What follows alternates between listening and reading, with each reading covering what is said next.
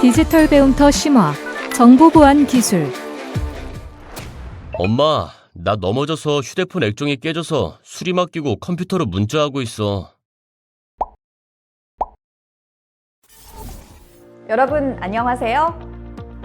방금 살펴본 사례는 모바일 메신저나 SNS를 통한 메신저 피싱의 단골 레퍼토리입니다. 우리는 컴퓨터나 스마트폰을 이용해 은행 업무를 보고 온라인 쇼핑을 합니다.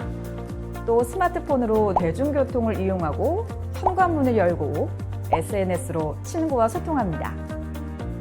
디지털 시대에 사는 우리의 정보는 어떻게 되는 걸까요? 실제로 우리의 정보는 해킹, 디도스, 랜섬웨어 등 다양한 사이버 공격에 노출되고 있습니다. 2023년 상반기 한국인터넷진흥원에 신고된 사이버 공격 침해 사례도 전년 대비 40% 증가했습니다. 2025년 전 세계 사이버 범죄 피해 규모는 10조 5천억 달러까지 커질 것이라 보고 있습니다. 디지털 시대를 사는 나와 우리의 소중한 정보를 지키는 방법, 지금부터 확실히 알아봅니다. 오늘은 정보보안 기술인 암호화에 대해 알아보고 인증과 네트워크 보안에 대해 알아보도록 하겠습니다. 정보보안 기술, 암호. 정보 보안은 말 그대로 여러 가지 위협으로부터 정보를 보호하는 겁니다. 좀 더 구체적으로 얘기하면 허락되지 않은 사람이나 시스템이 임의로 정보에 접근하거나 또 정보를 수정하고 파괴하는 행위로부터 정보를 지키는 걸 말하죠. 만약 정보 보안이 제대로 이루어지지 않는다면 내 정보는 허공에 마구 떠다니는 것과 같습니다. 누구나 아무나 가져다 도용할 수 있다는 거죠. 주변에 보면 정말 그럴 사람이 아닌데, 보통 철저한 사람이 아닌데 하는 사람들도 피해를 보는 사람들이 많은데요. 이제부터 내 정보를 안전하게 지키는 방법을 알아보겠습니다. 먼저 정보 보안 기술이란 무엇인지부터 살펴보겠습니다. 가장 기본적인 정보 보안 기술은 암호인데요. 특정한 알고리즘을 통해 암호화된 데이터로 정보를 변환하는 것입니다. 암호화는 아주 오래전부터 정부에서 사용해 왔는데요. 스키테일 암호와 시저 암호가 대표적입니다. 스키테일 암호는 스키테일이라고 하는 굵기의 원통형 막대에 양피지 리본을 감은 다음 옆으로 메시지를 적어 양피지를 풀면 그 내용을 알 수 없고, 같은 굵기의 원통에 다시 감았을 때만 메시지를 읽을 수 있도록 만들어진 암호입니다. 시저 암호는 로마 카이사르가 편지를 보낼 때 사용했다는 암호인데요. 알파벳을 일정한 거리만큼 밀어서 다른 알파벳으로 치환하는 방법입니다. 예를 들어 5글자씩 밀어내는 경우라면 DIGI-TAL은 INLNYFQ로 암호화가 되는 것입니다. 그런데 사실 이런 고전 암호는 알고리즘을 알면 해독이 가능한데요. 현대의 암호화 기술은 암호화 키가 핵심입니다. 그래서 암호화 알고리즘을 알더라도 암호화 키 없이는 해독할 수 없게 되어 있습니다. 암호화 종류는 단방향 암호화, 비밀키 암호화, 공개키 암호화가 있습니다. 단방향 암호는 비밀번호를 지정했을 때 전혀 관련이 없는 암호문을 만들어주는 방식으로 주로 신원 증명이나 인증 과정에서 사용됩니다. 비밀키 암호화는 비밀키를 이용해서 암호문을 만들고 또 복원하는 방법이며, 공개키 암호화는 공개된 공개키로 암호화를 하면 개인 키를 이용해 복원하는 방법입니다. 정보보안 기술, 인증과 네트워크 보안. 앞서 살펴본 암호만큼이나 많이 쓰이는 정보 보안 기술은 인증입니다. 인증이란 물체나 서비스, 사람 등을 공신력 있는 방법으로 확인하고 증명하는 것으로 아이디나 패스워드, 인감증명서나 공동인증서가 대표적입니다. 정보 보안에서 인증은 상당히 중요한 기술인데요. 기본적으로 아이디, 패스워드와 같이 본인이 알고 있는 정보를 확인하는 방법이 있고, 하드웨어 토큰이나 OTP 등 본인이 가지고 있는 것을 확인하는 방법, 또 지문이나 홍채, 음성, 안면 인식 등 신체적인 특징을 이용하는 방법이 있습니다. 인증 방법들은 플랫폼별로 다양합니다. 2단계 인증을 요구하기도 하고 소셜 계정을 이용하기도 하는데요. 회원가입을 하거나 로그인을 할 때 소셜 계정에 로그인해서 해당 사이트나 플랫폼에서 본인 인증을 하고 사용할 수 있습니다. 또한 QR코드를 이용해서 본인을 인증하고 로그인할 수도 있는데요. 휴대폰 카메라로 웹사이트나 플랫폼에서 제시하는 QR코드를 스캔해 간단하게 로그인을 하는 방법입니다. 그리고 휴대폰을 이용한 인증도 다양한데요. 문자로 인증하는 방법과 통신사에서 운영하는 패스앱을 이용하는 방법이 있습니다. 패스앱은 입력한 이름과 휴대폰 번호로 휴대폰에 설치된 패스앱의 인증을 통해 본인을 인증하는 방식입니다. 그럼 다음으로 네트워크 보안이라는 아주 중요한 정보 보안 기술을 알아보겠습니다. 네트워크 보안은 데이터 유출이나 공격 등 컴퓨터 네트워크에서 발생할 수 있는 위협으로부터 네트워크를 보호하는 것을 말하는데요. 승인받지 않은 사람이나 프로그램이 네트워크나 네트워크 내 디바이스에 접근하는 것을 막는 것이 목표입니다. 네트워크 보안의 유형은 방화벽, 네트워크 액세스 제어, 클라우드 보안, 무선 보안 등 아주 다양한데요.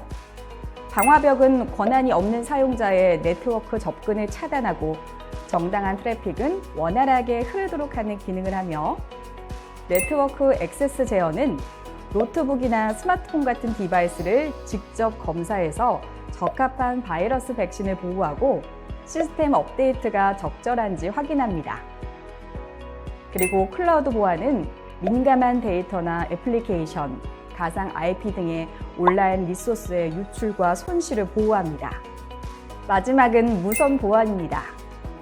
무선 환경은 보안에 취약한 부분이 많은데요. 무선 AP는 외부에 노출되어 있어서 초기화가 될 수도 있고, 기술적으로도 전파를 이용하는 특성이 있어서 도청 가능성도 높습니다.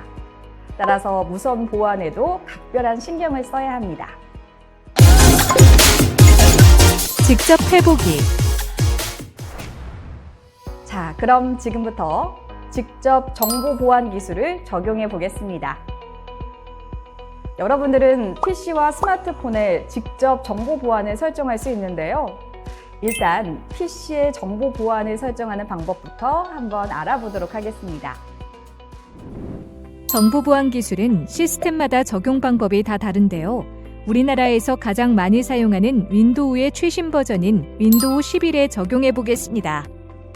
일단 윈도우 보안 열기를 해야 하는데요. 제일 먼저 작업 표시줄에 있는 윈도우 모양의 시작을 클릭한 후 설정으로 들어가서 개인정보 및 보안을 클릭한 후 윈도우 보안을 클릭합니다. 윈도우 보안 창의 메뉴들이 쭉 보일 텐데요. 지금부터 하나씩 살펴보고 보안을 설정해 보겠습니다. 먼저 바이러스 및 위협 방지에서는 현재 위협 상태를 확인한 후 빠른 검사 버튼을 클릭해서 검사를 진행합니다. 그리고 바이러스 및 위협 방지 설정에서는 실시간 보호 기능, 클라우드 전송 보호, 샘플 전송, 변조 보호 등의 기능을 켜거나 끌 수 있습니다. 또 제어된 폴더 액세스를 켜면 알려지지 않은 응용 프로그램이 무단 변경하지 않도록 보호할 수 있습니다. 계정 보호에서는 계정 및 로그인에 대한 보안을 설정할 수 있습니다. 마이크로소프트 계정으로 로그인하면 다른 기기와 설정을 공유할 수 있고 로그인한 계정을 확인할 수 있습니다. 또 스마트폰과 연결하면 동적 잠금을 통해 컴퓨터가 자동으로 잠기도록 설정할 수 있습니다. 물론 컴퓨터 앞에서 자리를 비웠을 경우입니다. 방화벽 및 네트워크 보호에서는 방화벽 설정을 관리하고 네트워크와 인터넷 관련 설정을 변경할 수 있습니다. 제일 위에 있는 도메인 네트워크는 주로 회사나 기관에서 사용하는 네트워크이며 그 아래 개인 네트워크와 공용 네트워크가 있는데 공용 네트워크는 아무나 접근할 수 있는 네트워크라고 생각하면 됩니다. 또 앱 및 브라우저 컨트롤은 잠재적으로 위험한 앱이나 웹사이트, 다운로드로부터 컴퓨터를 보호하는데요. 스마트 앱 컨트롤은 악의적이거나 신뢰할 수 없는 앱을 차단하고 평판 기반 보호는 웹에서 다운로드할 수 있는 앱과 파일의 평판을 평가합니다. 그리고 익스플로이트 프로텍션은 윈도우의 취약점을 공략하는 공격 코드의 실행을 차단합니다. 장치 보안에서는 코어 격리 세부 정보를 통해 메모리를 보호할 수 있는 설정을 할 수 있습니다. 장치 성능 및 상태에서는 보안 문제를 모니터링하고 상태 보고서를 보여주고 가족 옵션은 자녀별로 보호 옵션을 설정할 수 있습니다. 우리가 가장 많은 시간을 함께하는 존재, 아마 스마트폰일 겁니다. 스마트폰은 정말 이름답게 똑똑하고 할 수 있는 일이 많습니다. 이렇게 기능이 다양해질수록 스마트폰에는 더 많은 정보가 저장됩니다. 바꿔 말하면 스마트폰의 보안 설정이 그 어느 때보다 중요하다는 얘기죠. 그럼 지금부터 그 중요한 작업을 해보도록 하겠습니다.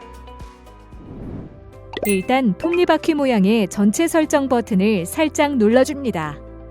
그런 다음 보안 및 개인정보 보호로 들어갑니다. 그리고 화면 잠금 설정에서 화면 잠금 방식을 핀이나 비밀번호, 패턴, 드래그 중 하나로 설정할 수 있습니다. 물론 설정하지 않을 수도 있고 얼굴이나 지문 등 생체 인식을 선택할 수도 있습니다.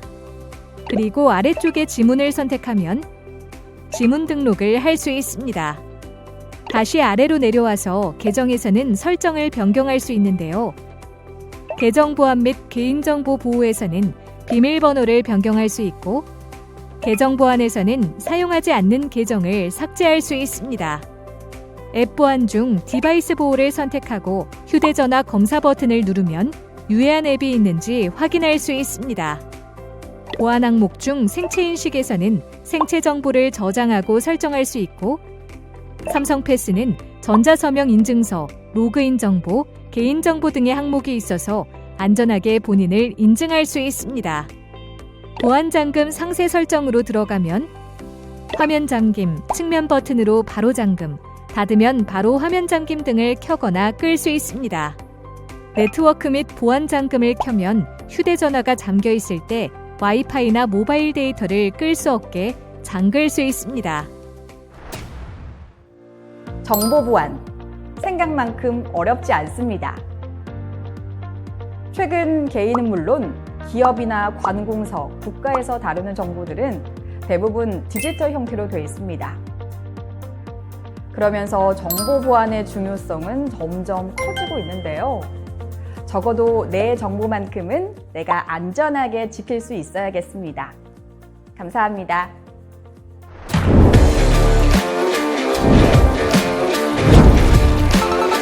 이것으로 정보보안기술 학습을 마치겠습니다. 감사합니다.